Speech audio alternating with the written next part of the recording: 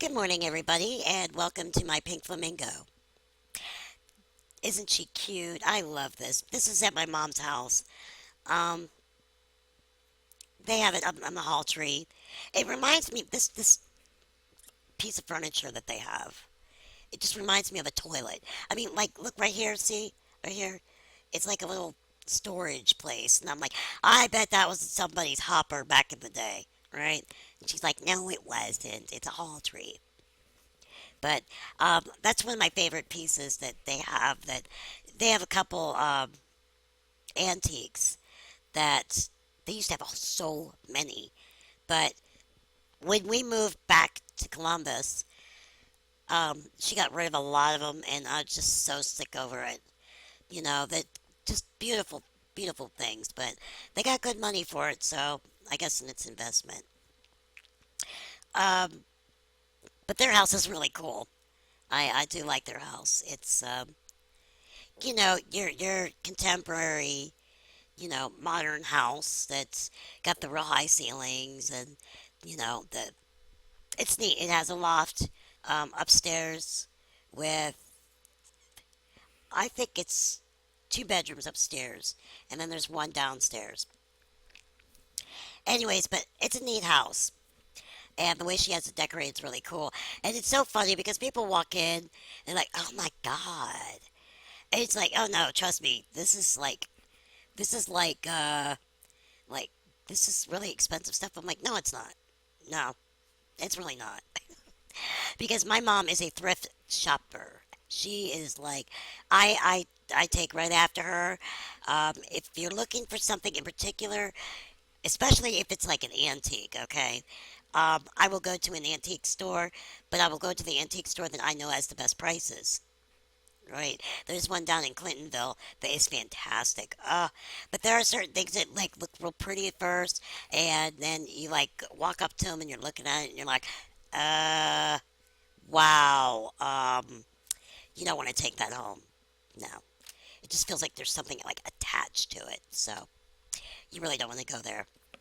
Um, but I love, when I did have money back in the day, I was an eBay junkie. And I used to buy all kinds of like estate sales jewelry. And I have a couple pieces that I lost so much between moving places and people stealing from me and that kind of stuff. But a lot of old jewelry, a lot of really old jewelry. A lot of times people don't realize how much these things are worth, and they ask for absolutely basically nothing.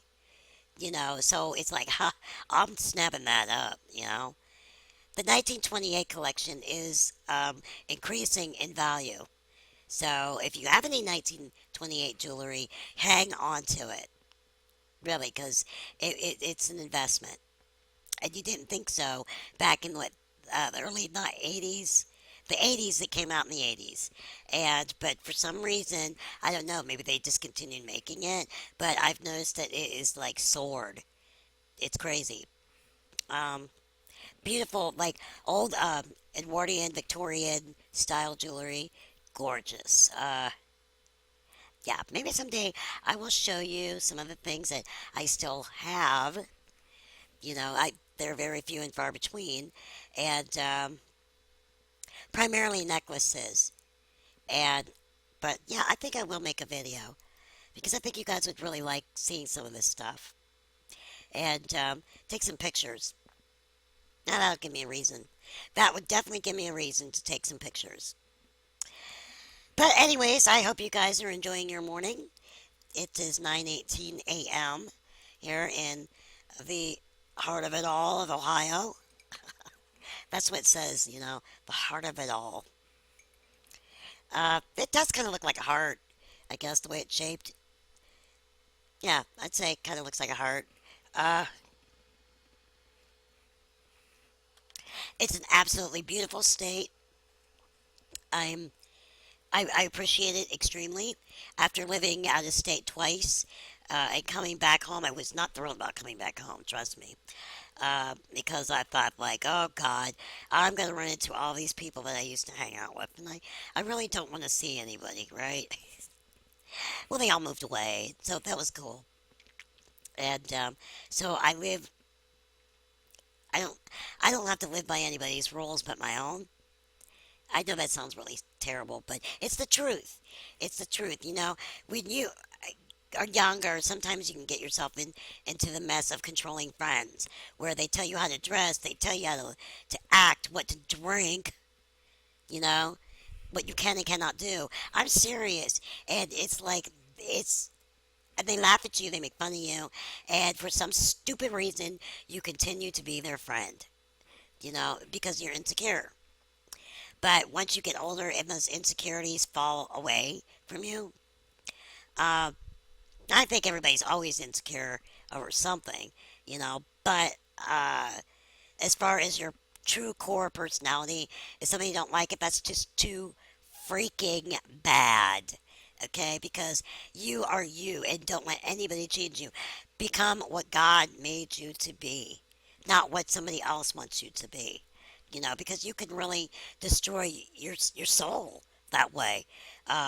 Listening to everybody else. It's like, no.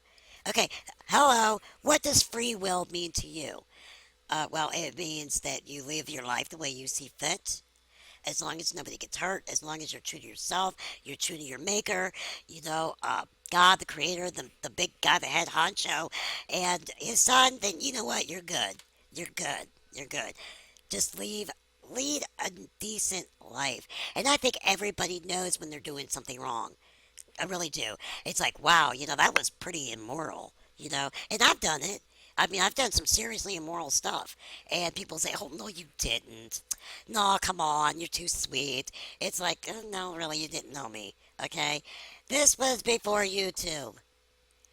And I had some really evil, bad habits. And my phone keep getting messages. Anyways, yeah, I kept just, doing whatever I wanted to do. So it's kind of like interesting. Anyways, I think I'm done here. I think my work is done. I've harassed people. I've pissed people off because I'm sure, I put another video out. Oh, and there's a guy, Sam Johnson, who is a complete pervert and left a nasty comment wanting to play with a certain body part of mine. So that was on Jasmine's. So I block, delete, report. You know the drill. Well, anyways, I love you guys. Peace be with you. Always be yourself and don't let anybody live your life for you. Okay? God bless. See you soon. Bye.